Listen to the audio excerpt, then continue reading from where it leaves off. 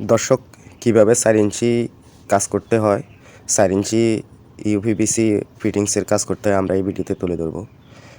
আমাদের যে সকল মালামালের প্রয়োজন আছে আমরা সব মালামাল নিয়ে আসছি, দেখতে পাচ্ছেন। এগুলো হলো পাইপ বাথরুম ওয়ারিংয়ের জন্য, আর এগুলো হলো আমাদের 4 ইঞ্চি পাইপ ময়লা লাইনে ওয়ারিংয়ের জন্য। তো এগুলো হচ্ছে আমাদের বাথরুম ওয়ারিংয়ের জন্য যেই ফিটিংসগুলা, সেই ফিটিংস।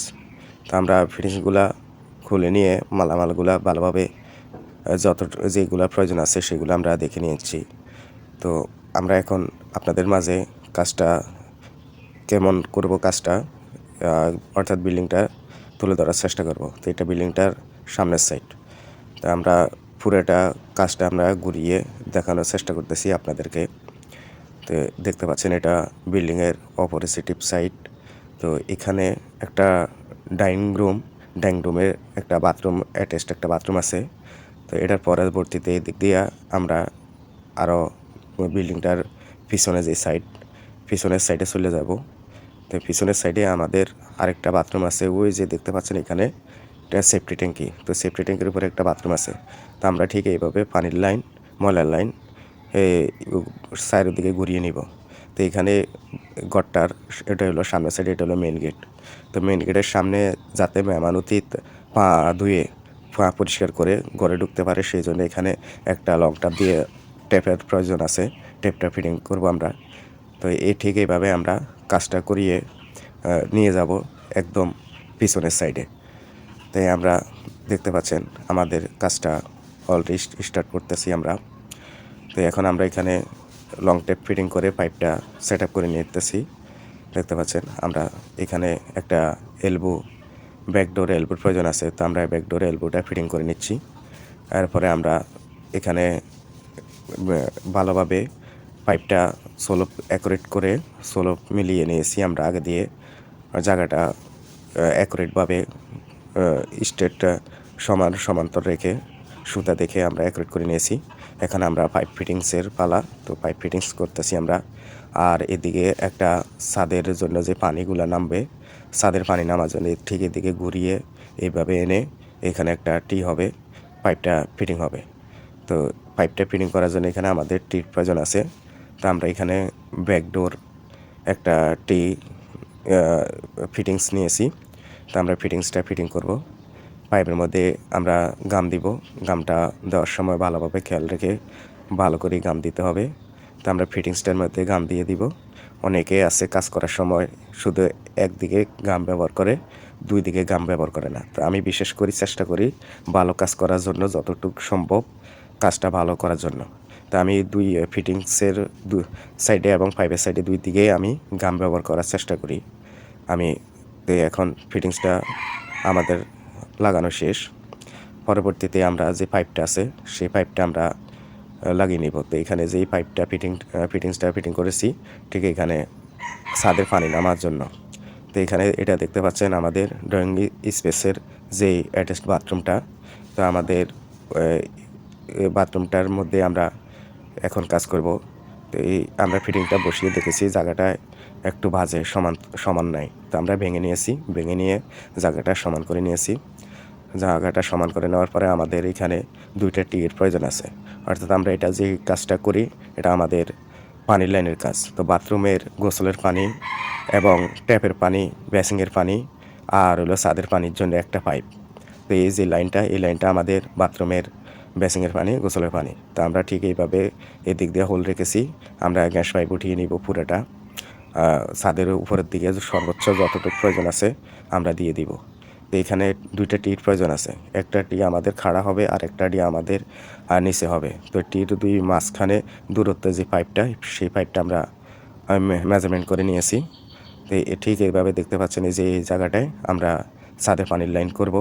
ঠিক এই বাথরুমে যে গোসলের লাইনটা আছে এই গোসলের লাইনের সাথে। তো অ্যাডজাস্ট করে আমরা বাড়ির পিছনের সাইডে নিয়ে ডোবাতে ফেলবো। তা আমাদের শর্ট পিস যে পাইপটার প্রয়োজন আছে আমরা মেজারমেন্ট করে নিয়েছি, দেখছেন আমরা কেটে নিয়ে নিলাম।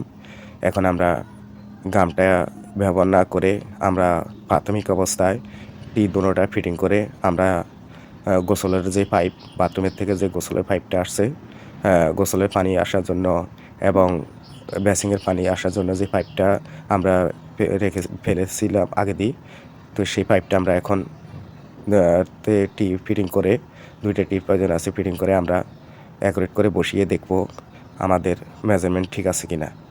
তারপরে আমরা যে এখানে গোসলের যে পাইপটা, ছাদের পানি নামার জন্য যে পাইপটা, সেই পাইপটার দূরত্ব কতটুক আমরা মেজারমেন্ট নিয়ে আমরা পাইপটা কেটে নিব। তা আমাদের পাইপটা কেটে নেওয়ার জন্য আমাদের একটা আনাম পাইপের প্রয়োজন আছে, যেহেতু পাইপটা অনেক বড়, এখানে দূরত্ব বেশি, প্রায় 25 ফিটের মতো। তো 5 ফুটটা আমরা আনাম একটা 30 ফুট পাইপ থেকে কেটে নিয়েছি। 5 ফুটটা থাকলে আমরা পরবর্তীতে কাজে ব্যবস্থা করব। তো আমরা দেখতে পাচ্ছেন এখানে আমরা পাইপটা ফিটিং করার জন্য ফিটিংসে গাম ব্যবহার করেছি, এখন পাইপও গাম ব্যবহার করব। তা আমি 2 দিকে গাম ব্যবহার করি। অনেক মিস্ত্রিরা আছে সময় বাঁচানোর জন্য, অনেক কন্ট্রাক্টর আছে সময় বাঁচানোর জন্য একদিকে গাম ব্যবহার করে, এবং কি কাজটা সস্তা নেওয়ার বেদায় তারা সময় বাঁচানোর জন্য একদিকে গাম ব্যবহার করে, তখন পরবর্তীতে কাজটা দীর্ঘস্থায়ী হয় না। তো আমি কাজটা দীর্ঘস্থায়ী করার জন্য ফিটিংসের 2 দিকেই আমি গাম ব্যবহার করে থাকি। অর্থাৎ এক কথায় আপনাদের মাঝে আমি কাজ আমার দক্ষ অনুযায়ী আমি কাজ ভালোভাবে করার চেষ্টা করে থাকি।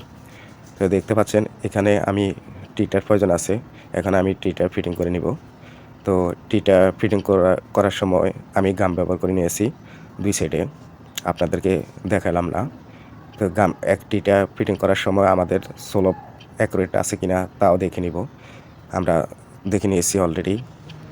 এখন আমরা টিটা ঠিক গোসলের বাথরুমে যে পাইপটা বের হয়েছে, সেই বাথরুমের পাইপটার ভিতরে আমরা এই টিটা গাম লাগিয়ে আমরা বসিয়ে নিব অ্যাকুরেটভাবে। তো আমরা বসিয়ে ওই যে ফিটিংসটা আছে, 2 দূরত্বের মাঝামাঝি যে পাইপটা আছে শর্ট পিস, সেই পাইপটা বসিয়ে আমি টিটা বসিয়ে অ্যাকুরেট করে লাগিয়ে নিব।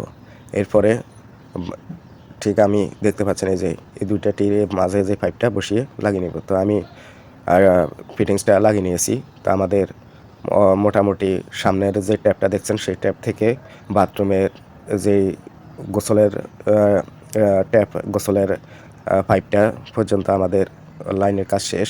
তো আমরা এদিকে, এটা হলো পিছনের সাইড, পিছনের এদিকে পানি নামার জন্য একটা পাইপ বলছে দেওয়ার জন্য। তো আমরা এখানে একটা পাইপ দিতে হবে। আর এটা হলো আমাদের সেফটি ট্যাঙ্কের উপরে একটা বাথরুম। তো বাথরুমে গ্যাস পাইপ আমরা ঠিক এদিকে ছাদে উপরে বরাবর 7 ফিট হাইট রেখে আমরা পাইপটা ফিটিং করে দিব। আর এটা দেখতে পাচ্ছেন এটা হলো কিচিং। তো আমাদের কিচিং রুমে এই দিক দিয়ে পাইপটা ঘুরে নিব। তো এদিকে হচ্ছে দরজার জন্য আমরা পাইপটা ফিটিং করতে পারবো না, দরজার সামনে পাইপটা খারাপ দেখা যাবে, সেই জন্য আমরা ঘুরিয়ে ফিটিং করব।